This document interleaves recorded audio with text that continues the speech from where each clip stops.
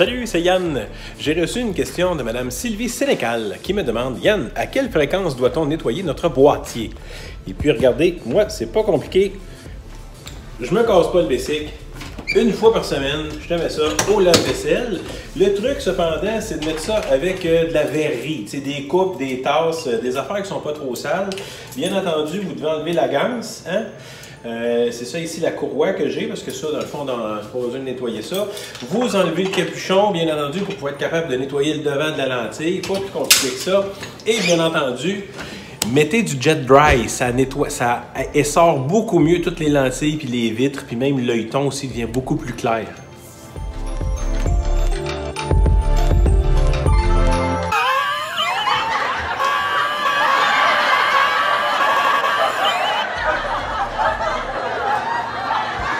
Vous comprendrez que c'est une blague. Alors, allons-y avec le nettoyage des objectifs. Le nettoyage du boîtier, dans le fond, ça doit se faire quand même assez régulièrement. J'en ai jasé même avec d'autres. J'ai demandé l'opinion à d'autres sur le conseil d'administration, qu'est-ce qu'ils font avec ça. Et puis, on arrive tous à peu près au même consensus. Idéalement, le nettoyage sommaire là, du boîtier, là, ça pourrait se faire à chaque fois qu'on vient de faire une sortie extérieure. Puis de toute façon, ça coûte pas cher à faire. Regardez, en gros, là, ce qu'on fait à peu près tous. Là, moi, ça, c'est un pinceau qui vendent le maquillage. Yann, t'as-tu vu mes nouveaux pinceaux à maquillage? Non. Ils sont où? Ça va. Ça fait longtemps que j'ai pas vu ça. Puis, mais en tout cas, un petit pinceau comme ça. Puis, tu sais, l'idée, c'est déjà juste de balayer, d'enlever les petites poussières qui se retrouvent un petit peu partout à l'intérieur ou sur le boîtier et bien entendu sur les objectifs avec lesquels vous avez fait votre sortie. Puis ensuite de ça, passer aussi un petit linge doux. Ça est arrivé souvent là où on met les doigts là, sur ce qui est en caoutchouc. Des fois, ça commence à se salir un peu.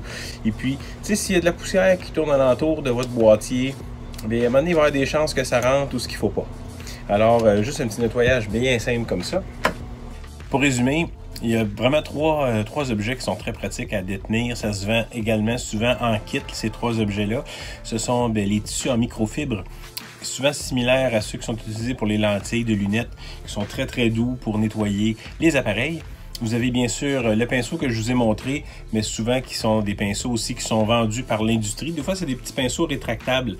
En fait, ça protège les poils si vous lancez ces petits pinceaux-là dans votre sac de tous les jours pour pas que les poils ils viennent tout croche. C'est un peu comme un rouge à lèvres. Vous êtes capable de rentrer vers l'intérieur les poils. Quand vous en avez besoin, vous les sortez. Ils sont prêts à usage. Et, bien entendu, l'objet, je pense, le plus important à détenir, c'est la poire, la fameuse poire, qui permet en fait de lancer de l'air un peu partout à l'intérieur ou plutôt sur votre matériel et ça envoie des jets ciblés, ça enlève évidemment extrêmement bien la poussière et ça a l'air anodin là, mais de faire ça comme ça plutôt que comme ça. La différence entre les deux, c'est que moi quand j'envoie avec ma bouche, j'envoie beaucoup d'humidité. Ce qui n'est pas le cas avec ça. Ça permet en fait de lancer de l'air qui va être exempt de molécules d'eau, ce qui fait quand même du sens avec le matériel photographique. Ensuite de ça, on va peut-être parler des produits à utiliser. Moi, ce que j'ai commencé... Dans le temps, j'ai trouvé des gens qui disaient d'utiliser de l'alcool à friction. Moi, j'ai une réserve avec ça parce qu'il y a quelques années, eh bien, j'avais un filtre ND1000. Ça, c'est des filtres qui sont prêts. Ils donnent l'illusion qu'ils sont opaques, là, sont très, très, très foncés. Je l'ai nettoyé avec l'alcool à friction et il est devenu translucide, toi. Ah! C'est un filtre ND0. Ça coûte cher, ces filtres-là.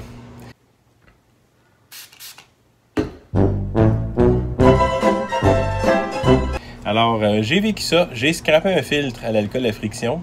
Ce que je conseille de faire maintenant plutôt, c'est d'utiliser des produits... en tout cas, moi, j'utilise des produits pour le nettoyage des lunettes, tout simplement. Ou je me suis rabattu un petit peu aussi sur les produits de nettoyage vraiment recommandés par les fabricants. Là, je vous parle de mon expérience personnelle. Moi, j'ai vécu quelque chose de fâchant avec l'alcool à friction. Je dis pas que je le fais pas des fois.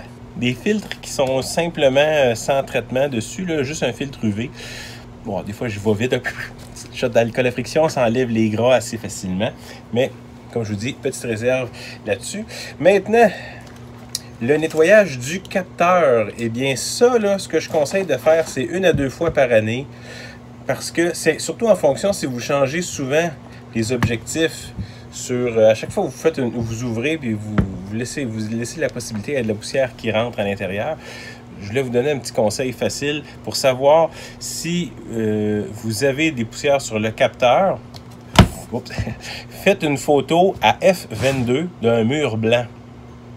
Les points vont... Habituellement, on les distingue automatiquement, les taches puis les points. Puis le truc, si vous pouvez faire une première photo comme ça, là, vous vous demandez, c'est-tu des taches qui sont vraiment sur le capteur ou c'est des taches qui sont sur l'écran qui est là. Refaites une photo sur le côté. Si les taches sont tout le temps à la même place, ça commence à être un indicateur que les...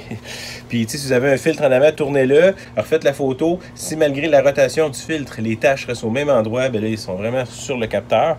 Et là, bien, ça va prendre un nettoyage de capteur. Alors, en résumé, le boîtier, à chaque fois qu'on fait une sortie, on nettoie son boîtier sommairement. Puis les capteurs, bien, 1 à 2 fois par année, c'est pas de trop. Est-ce que j'ai tout dit ce que je voulais dire? Je pense que c'était ça. Merci, Madame Sénécal. Si vous avez d'autres questions, écrivez-nous. Salut!